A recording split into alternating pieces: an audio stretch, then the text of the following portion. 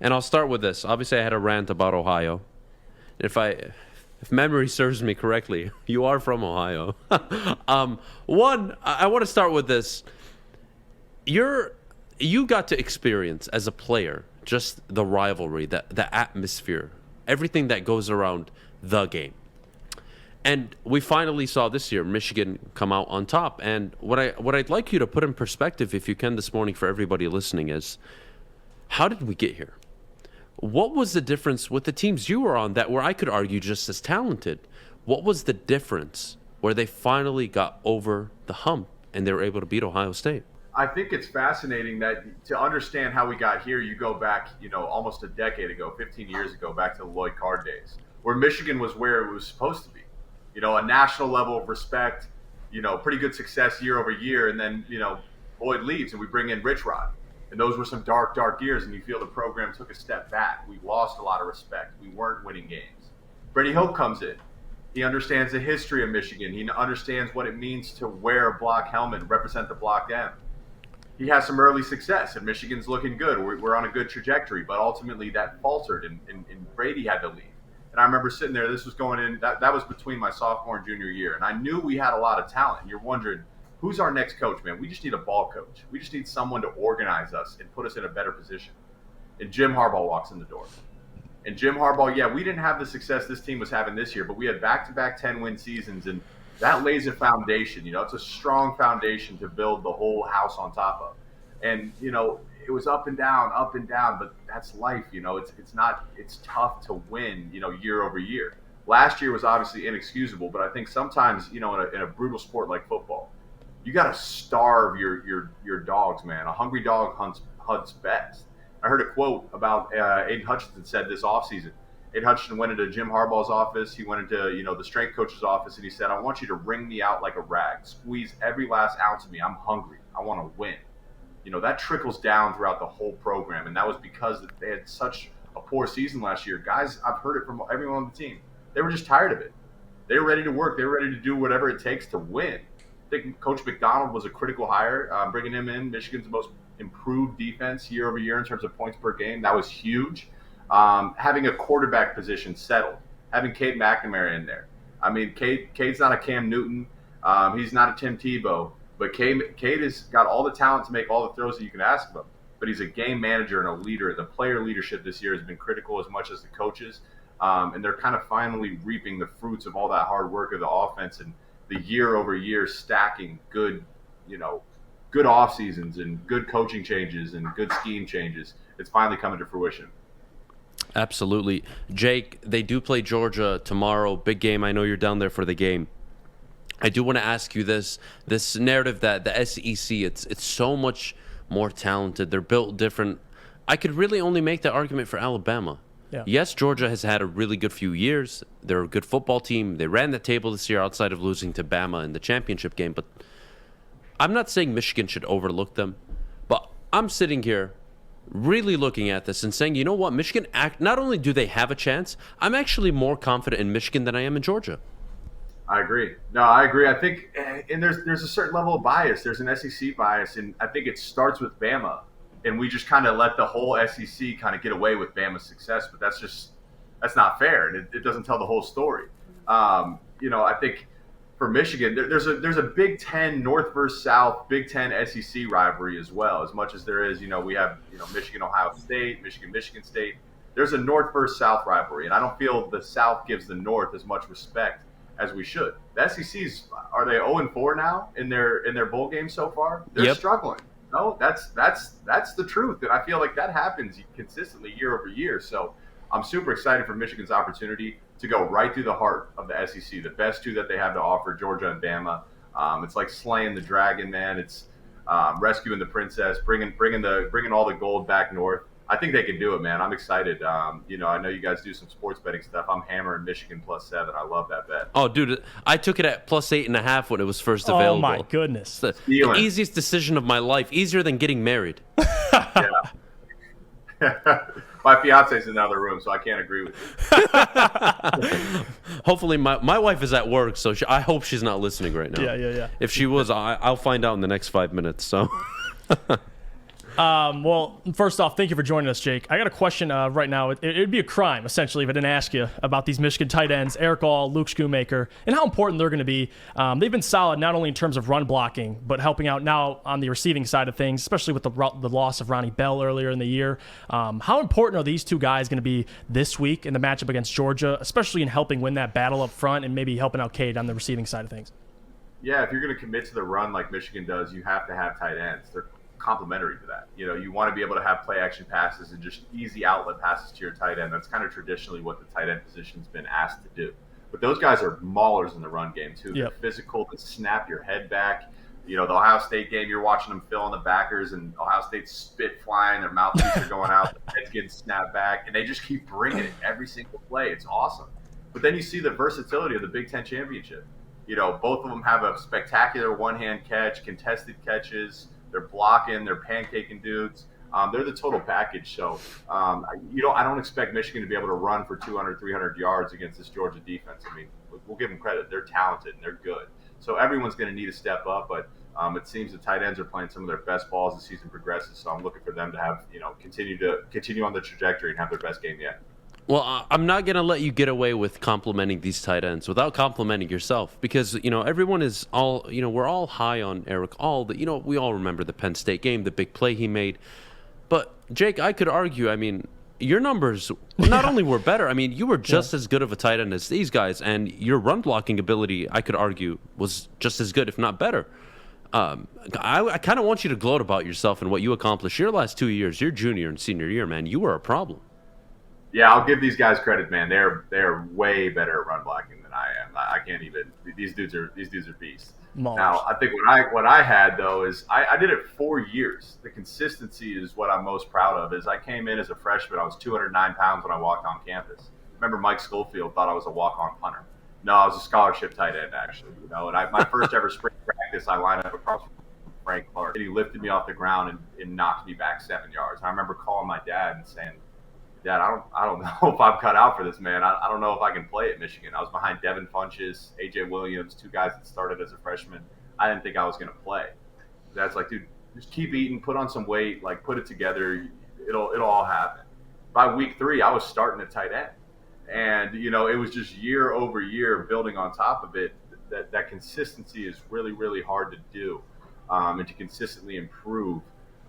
So that's what I'm most proud of. That's where the career records come in, the career receptions, the career yards. That's a body of work record, and I'm pretty proud of that. But it always helps, man.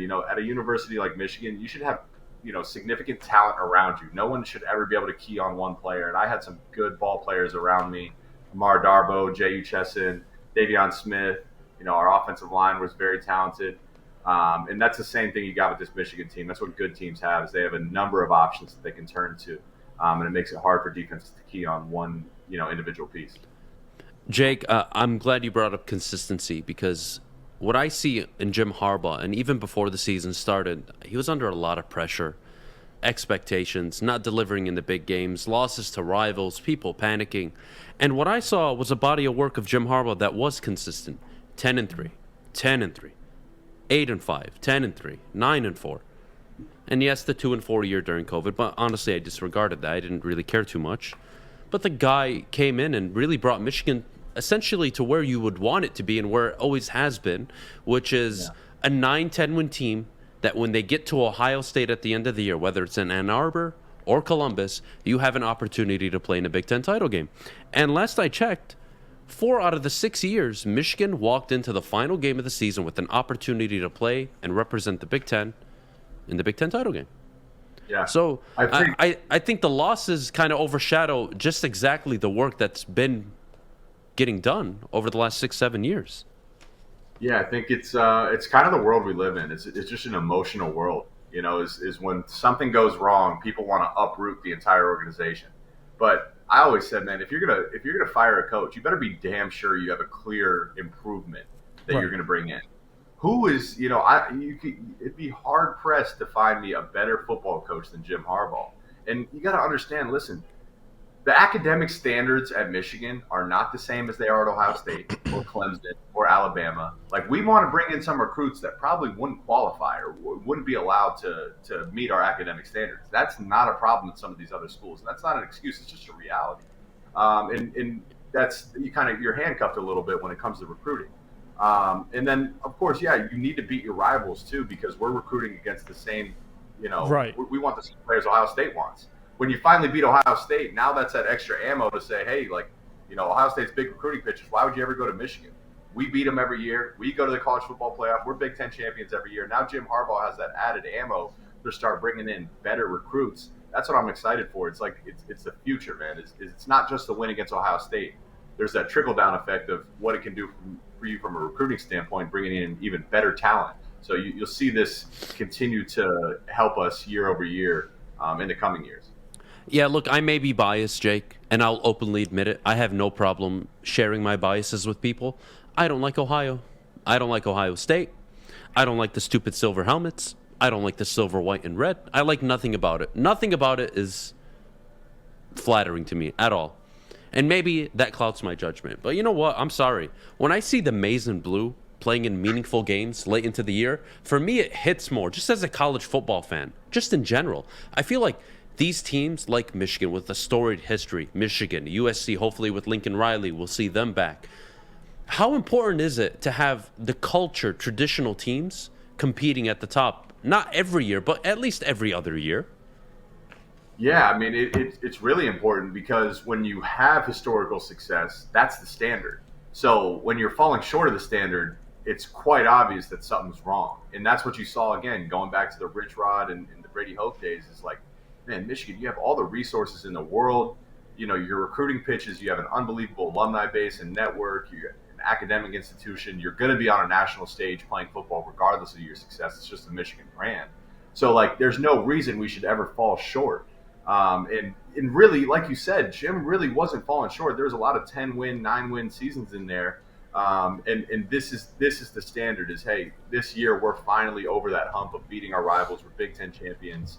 We have a chance to go and do something special and, beat Georgia and play for a national championship and potentially be national champions. I hope people can reflect on, how they were feeling last year and realize next time when things go hard, because they inevitably will, that's just life, that you don't try to call for somebody's head when, there isn't a clear improvement. We got a really good coach in Jim Harbaugh. We got a really good staff. I'm riding with him, man, until the wheels fall off. Absolutely. Jake, yeah. I do have one more question for you before we let you go. Before I do ask it, I will say, before the season started, we made the comparison for Jim Harbaugh with Dabo Swinney. First 6-7 years, he never really delivered anything significant. But what happened year 7? He got the quarterback right, more playmakers, and then you saw Clemson national title games, Deshaun Watson, Trevor Lawrence. So I think hopefully, people learn to be patient, not complacent, but patient. And understand that, all right, there is a body of work here, and there is something we're working towards. But, Jake, the last question I do have for you. What's going to happen tomorrow? Now, yeah. I got Michigan 20-16. I think it's going to be an ugly game. But you got to tell me, what should we expect from Michigan against Georgia? And what should Michigan fans really expect to see from this Georgia football team, which maybe they're flying under the radar because they did get whooped by Alabama. But, man, they have a tight end.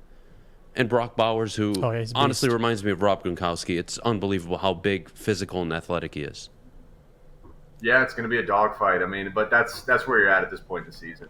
There is no bad teams left. I mean, these are the best 4 that the whole nation thought should be here. Everyone's competing. No one's going to leave anything on the field. It's going to be 100%. And Georgia's a good ball team. That defense is really, really good. They were averaging less than 10 points per game given up on defense, 3 rushing touchdowns all season. Those are like video game stats.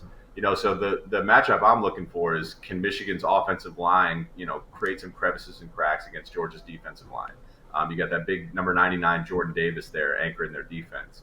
If we can displace him and keep him under wraps and maybe elongate some drives, 8 to 10 plays, that could wear on a defense and exhaust them. But it's not going to be a easy task. So something's got to give. One of these teams is going to give. I think if Michigan's able to, get in that 20, 25, 30-point range, I think our defense should hold up against their offense. I think you highlighted it. Brock Bowers, he's going to be the key to the game. I was getting a little nervous. You got a good tight end, you need to have a good safety to match him up with. But Daxton Hill was rumored to not be playing or not traveling down. I think there's some rumors that he did hop on a flight. He is down here now and he will play. That's going to be critical.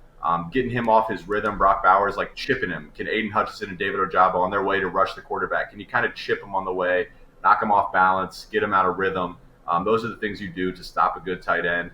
I think actually people aren't giving us credit. I think the whole nation thinks Georgia's going to run away with this. I think Michigan's got a really, really good chance to win. I'm calling for a 30-23 game, Michigan. Awesome, Jake. Well, Jake, thank you so much for joining us this morning. We really appreciated it. So fun to talk to you. You speak actually phenomenally. I really enjoyed the interview. Thanks so much. We'd love to have you on anytime. Definitely. I do have your number, so let's stay in touch. Enjoy Miami. It's the weather. I'm assuming is much better than it is here. So, if we win if we're playing in the Natty, I'd love to join you guys again and hop back on here. So Let's do it. Awesome, we'll do. All right, everybody. That was Jake Butt, former Michigan tight end, Michigan man himself. So well spoken. Yeah, I really enjoyed that. He needs a career in broadcasting. I really enjoyed listening to him. That was great. You've reached the end of the video. You know what you should do? Press like. You know you like the content that we have here at Woodward Sports Network. I'm Braylon Edwards from the bottom line. Subscribe to us right now.